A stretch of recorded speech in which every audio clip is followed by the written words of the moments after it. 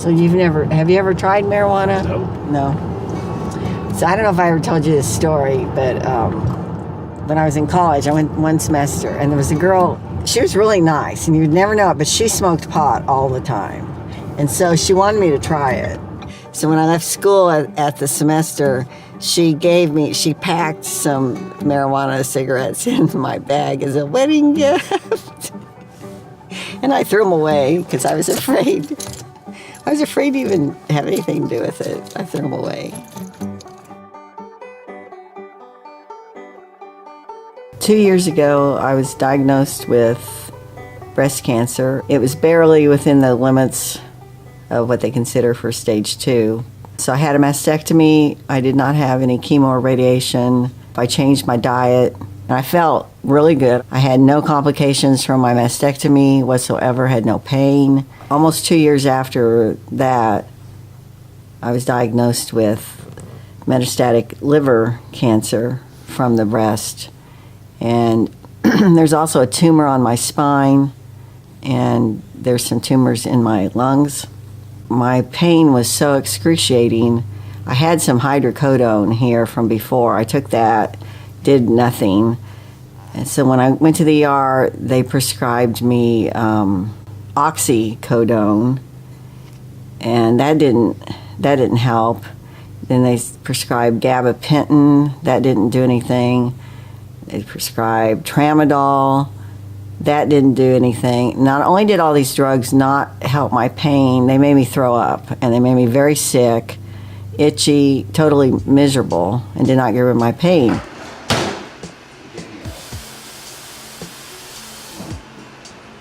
What's that? That's a nickel? Take product that's ran through a coffee grinder. These are buds prior to that. So different concentrates we tried. That's DAP, which is a real high concentrate. All these methods didn't work so well. So we went to the edibles, which this is the can of butter, easily digested. And then we went to other edibles for chocolate candy bars. These are thicker than the ones that we previously purchased, so I think it's a little bit stronger. But there again, we're just guessing. During the time when I was trying to find out what my pain was, and we went to the ER and they took my blood pressure, it was sky high. I'd never had high blood pressure, and every time we took it after that, and they took it all the time, and when we were trying to get diagnosed with all these different doctors, and it was always high. And then after using the marijuana, it has come back down. So that's another benefit that I see to it. It can help people with high blood pressure.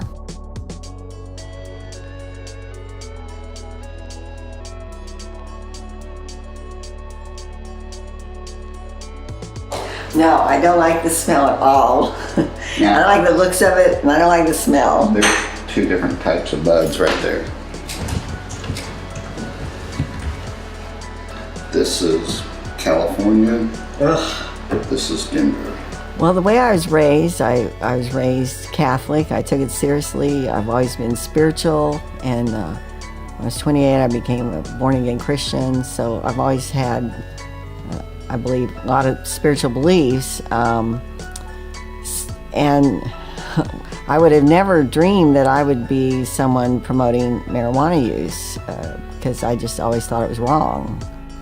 And I think it's still a substance that could probably somewhat be abused if someone is continually high all day. I don't think that's good, but there is definite medicinal value to it. And I think people need to know that. Roughly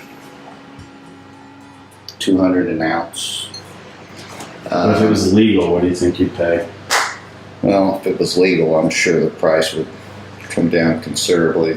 By the time I got my diagnosis, we decided to seek a second opinion. And so I told every doctor down there that I was using marijuana for pain, and everyone said, we hear that all the time from our patients, so do what you have to do.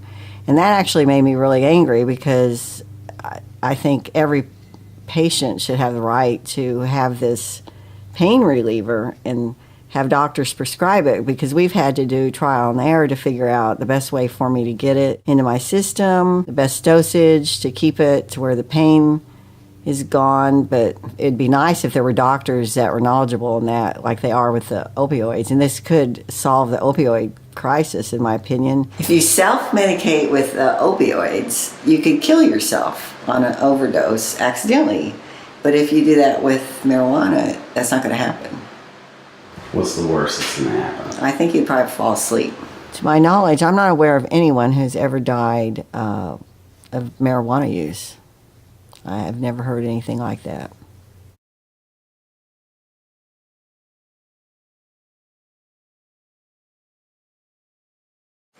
When you buy from a dispensary, it will tell you what your THC level is. THC level in that was 23.46.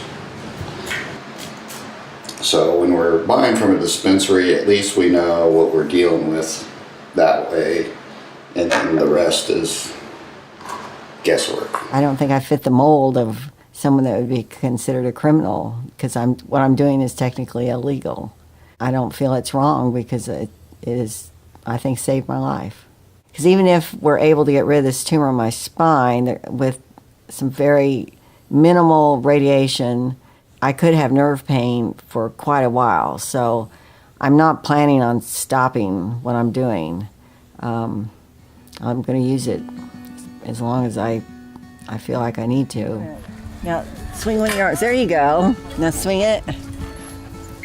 There you go. When you use your feet, you help too.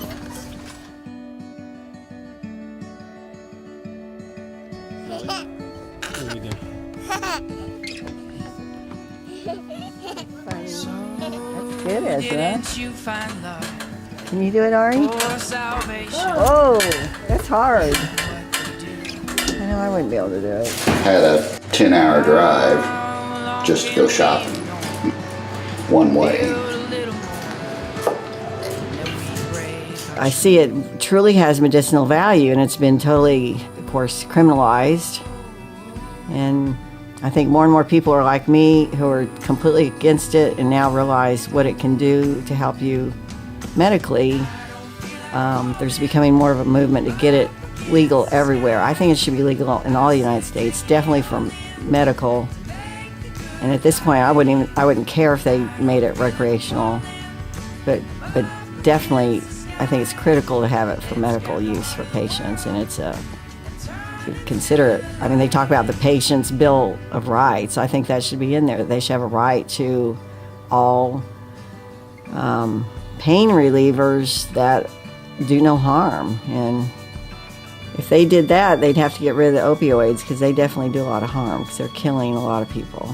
So that's how I'm becoming, I guess, somewhat of a medical. I'm going to be a medical marijuana activist, because I want to see it legal everywhere, and it's going to take more and more people spreading the word.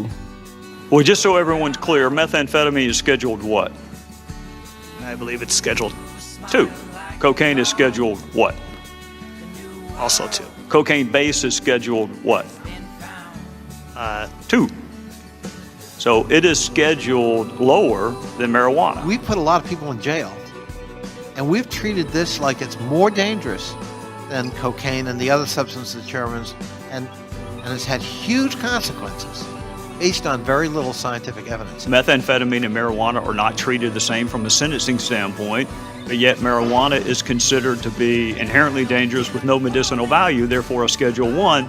And it would just be helpful, again, to Mr. Connolly's point, for us to have some consistency, or at least be able to explain why certain drugs are Scheduled 1 and others are not. To me, it's a miracle what it has done for me. And because of that, I just want to help all the people I can.